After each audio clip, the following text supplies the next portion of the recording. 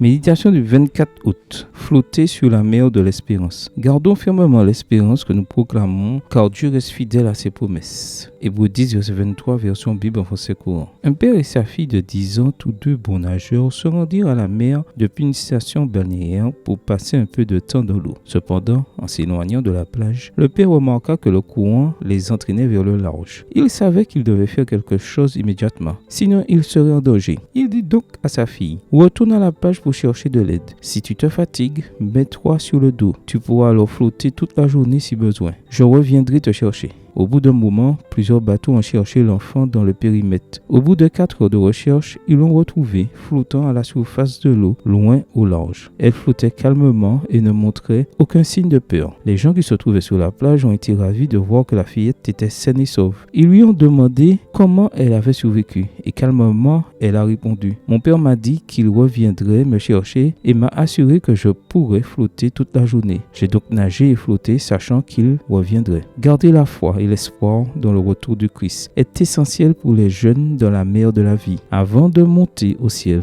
notre Seigneur Jésus-Christ a promis « Je reviendrai » Jean 14, verset 3. Ceux qui ont cette espérance doivent s'efforcer de rester à flot et doivent pour cela s'accrocher à leur foi en la promesse du Christ. La Bible nous dit « Quand le Christ paraîtra, nous deviendrons semblables à lui, parce que nous le verrons tel qu'il est. Quiconque met une telle espérance en lui sera pur, comme Jésus-Christ lui-même est pur. » 1 Jean 3, les versets 2 et 3, version Bible français courant. Ceux qui ont cette espérance doivent par conséquent s'efforcer de se garder pur et propre en suivant les commandements et les enseignements de Jésus, afin d'être prêts pour son retour. Maintenir cette espérance et cette foi en Christ les aidera à rester à flot sur la mer de la vie et leur permettra d'affronter tous les défis avec courage et détermination. Comment peux-tu te préparer tout en partageant ton espérance dans le retour du Seigneur avec des jeunes qui se sentent perdus ou découragés? Amen. Bonne journée à toi et que le Seigneur te bénisse.